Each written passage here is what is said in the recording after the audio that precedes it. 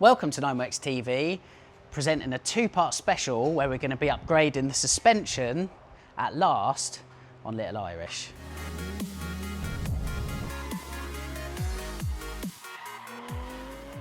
All right then, so I'm back in Oxfordshire at my timeshare, Right Tune, of course, Right Tune HQ. So for once, we're not doing any firefighting on this lovely little 996 behind me that you and I know as Little Irish. We're actually doing some fun stuff because the car, believe it or not, is behaving really nicely at the moment. However, that kind of being said, I think the last kind of 996 diary update I did, there was a geo on the car, and the feedback I had at the time was, look, there are signs of some perished bushes starting to take place underneath the car. We've done the geo as best we can. Fair enough, no problem. I then took it to another place just in terms of due diligence to get a second opinion on it without telling them where it had been previously and all the rest of it, and they said exactly the same. So we knew that there were some bushes that needed replacing underneath, and bearing in mind I'd always planned to do a suspension upgrade on this year, it basically brought in a perfect opportunity to renew everything underneath, because what's the point in changing suspension, i.e. springs, dampers, if the rest of the suspension underneath is going to be less than optimum? So that's what we're going to do. You'll know I've rocked Mylar arms on Little Irish for years now. I'm a big fan of them. They deliver handsomely on performance at a price point that's nowhere near a genuine Porsche item or cost. So they're a big win for me. You'll also remember that Mylar products, and they are available via Heritage Parts Centre, and you can use the code 9works10 to get up to 10% off your basket, by the way.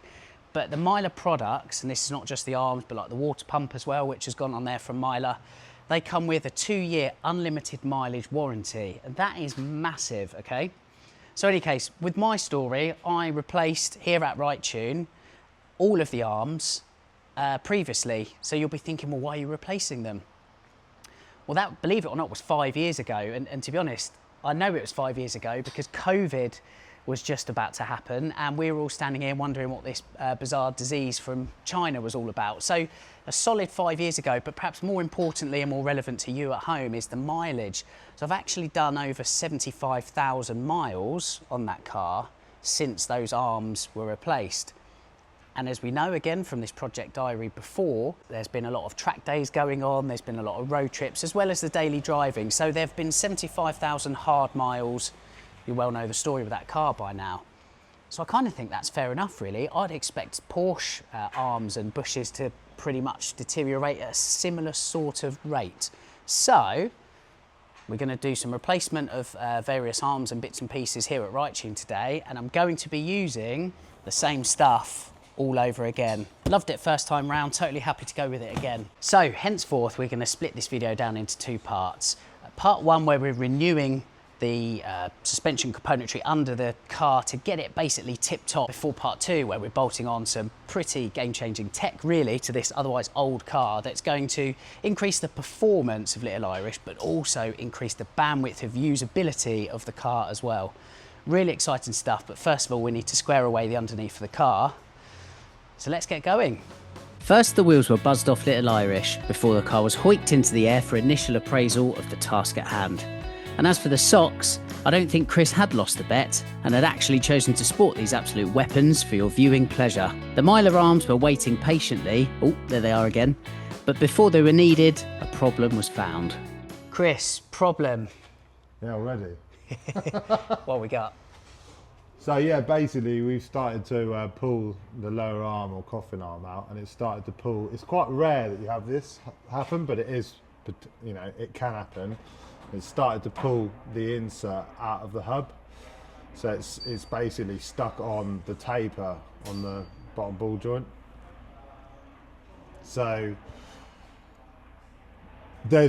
you might be able to get this out of here and then get this off in the press. There is a potential that it's so damaged that it may potentially need a new hub, because the insert, to my knowledge, is not available separately. You guys had warned us when we did whatever it was last time, can't remember. Yeah, we knew we had, like, this is a thing where sometimes, like, having continuity of working on a car for a long time, like we've had our collaboration. Yeah. I spoke during the week, didn't I, and said we do know that this hub is a problem and may cause a problem and you may be going home on the train. Yeah. And unfortunately, it's possible today that we're not going to be able to rectify it. We may be able to, but it's something that this should take a few seconds with a splitter to pull that apart, and it's now a problem. Yeah. So this is what can happen with older cars and corrosion. So that went well, and off I popped on the train home, while Little Irish was left with the guys at Right Tune to sort out over the ensuing couple of days. In the end, Chris and the guys managed to rescue the hub, which was a huge financial relief, though I did require a new front anti-roll bar, which was sourced direct from Porsche. The team fitted new relevant Mylar arms and forks, and while it had to be said the outgoing KWs were still in great condition, the Porsche top mounts had seen better days. Anyway, a few days later, I was on my way, so we'll pick up the story from behind the wheel. Bonjour, first of all, because not in the UK, I'm in France, and that's definitely the extent of my French. But yeah, so look, next chapter begins really for the suspension on Little Irish. I guess the obvious question to cover is, well, why have I replaced like pretty much all the arms? The reality is some did need replacing, a couple did. On a very close inspection, we realised that actually a few more were going to need replacing in the not too distant future. And that's crucial, particularly as everything's going to be coming apart now for this suspension upgrade. It was a case of, well, you might as well bite the bullet and just do it now. I know this car is fond of the odd sojourn up to Right Tune, but it's more of a time-saving thing. Instead of going back at a later date and taking everything apart again, we might as well, just while the car is in bits and coming apart, in 2.1 miles. At the roundabout, continue straight. Replace as much as we can. So there's a bit of scope creep involved. I wouldn't usually advocate doing that, and I wouldn't usually just go as gung-ho myself to replace everything like that. However, in the context of the project that we've got going on and the fact that some of the arms are going to need replacing soon anyway, as I said, it makes sense to just do it all now.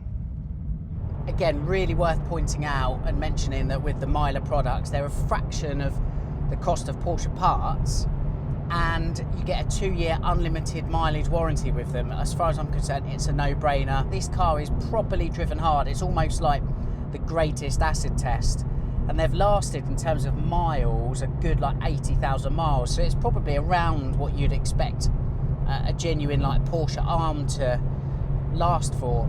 So Chris and the team have done a jolly good job on Little Irish, and I've really felt again, although not to the same degree as 5 years ago, because the suspension 5 years ago was utterly shagged, but I felt the merits of new parts under the car. It's so transformational and so worth doing. So that's the end of part 1. Part 2 is going to be very, very interesting. Apologies for being cryptic, it's just the way it is. I haven't got the suspension fitted yet, and I don't want to overpromise and underdeliver, right?